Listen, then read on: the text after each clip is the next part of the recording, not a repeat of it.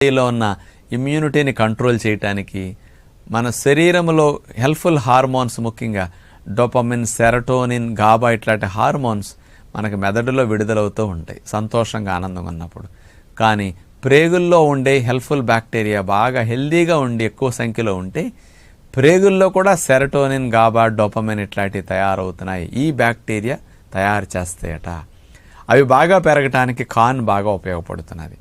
కాబట్టి మనకి ఎప్పుడైనా సరే సాయంకాలం పూట డిన్నర్లో అన్నము, కూరలో స్నాక్స్ ఇట్లాంటివి తినకుండా 1-2 కాల్చిన కండ్లు ఎప్పుడన్నా తినేసి ఫ్రూట్స్ తినేస్తే భోజనం అయిపోతుంది.